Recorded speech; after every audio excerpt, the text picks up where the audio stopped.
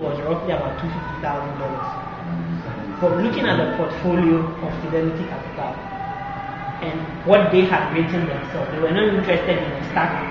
That is what about the government's venture? I knew it was delayed. Yeah. The government's venture capital fund. That's the government's venture capital. What the government did is, here's some money. Private operators come and take their money with incentives, go and make profit and bring it back to us. So GMVC's money is part of what Fidelity Capital, Bedrock Ventures, there are 4 of them. I see. And a thing I noticed by myself is, because I was researching them, I think all of them are affiliated to one bank or the other, because all of them are housed in a building of a bank. Bedrock is in Commercial Bank's headquarters. Fidelity Capital, the name already tells you it's Fidelity. Zenith or UBA has one because that venture capital is in Premier Towers. So looking at the correlation, I guess myself, it's not a coincidence that they are all in. And the sort of money you needed was too big for something like the World Bank's development marketplace. I don't. The truth is, we didn't explore a lot of those ones. That's the truth.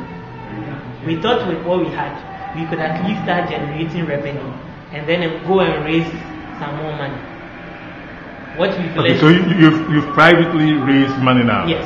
And it's running out. It's running out. What is your strategic plan? Our strategic plan is, instead of doing only a long-term product, do one that has. We are doing a 3-tier product, like 3 levels of product. Products that have short-term, you can quickly develop it. You can quickly raise revenue out of it. An example of that was what I was telling you about, an events website aggregation. We are going to use a commonly available open source content management system. All we do is... So you are trying to reach students, events. The events is not students, it's the whole Ghana. The idea is not just pool parties. It's conferences. The question I was going to ask is, what's the most rural thing that you've done? What's the most? Rural thing that you've done? Honestly, we haven't done anything rural. What would you want to do in a rural setting? In a rural setting, we'll basically be trying to help them get internet access and show them how they can use the access to find information. I came across a project I'm not very good with my district, but I think it was, I'll need to check, where basically they were providing wireless access for the whole community. It's called wireless. That's a project. Yes. That kind of project excites me. If I have an opportunity. But do you know Gideon Chonia? No, I've read his profile there, but I don't know him personally. Okay. But the project excited me, and I know lots of people in other countries. For example, South Africa, there's Steve Song. Yeah. Yes, he's also trying to do something like that. They call it village telco. Yeah. And those kind of projects excite me.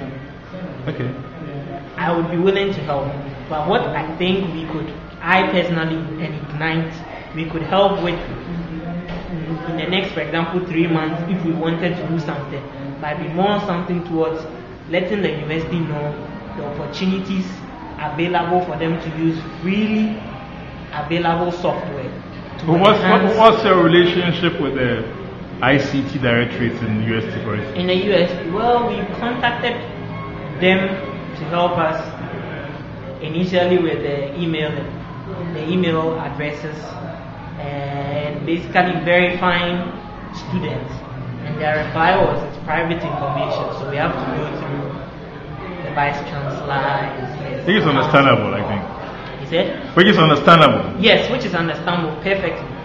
But then I have dealt with the university on prior issues relating to IT, and I know just how long it will take for them to approve something, especially since it is private information.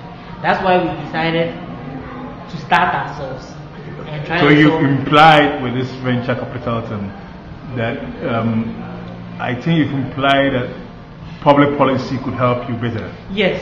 How specifically? Specifically, they should say that a portion of the fund should be dedicated to startups that need between $50,000 to maybe $100,000, or even less. But what is your sense of the minimum threshold now? The minimum threshold will be about $250,000, because I understand that strategy if you take it as a business, because if you have a $2 million fund and you give up $10,000 and I make it 200%, that the quantum I bring back does not affect the total 2 million enough for you to say I've made 30% profit over the 2 million I was given. That is why they do that. But I think a portion of the fund should be made to go towards those kind of low-level startups. So as at now, are you happy you did not follow a regular civil engineering career and went into this internet business? Yes.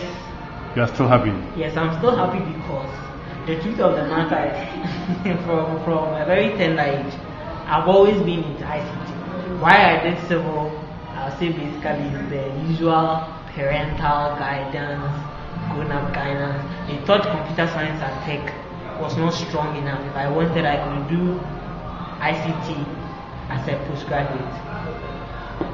In my heart of hearts, when I go to work in the civil engineering field and I close and I go home, I want to know, did Microsoft buy Yahoo or not? The first thing I do is not to Google whether or not there's a new concrete product out there. That's why I decided I'll end up hurting myself if I don't focus where I'm good. Yes, my interest is and my passion is.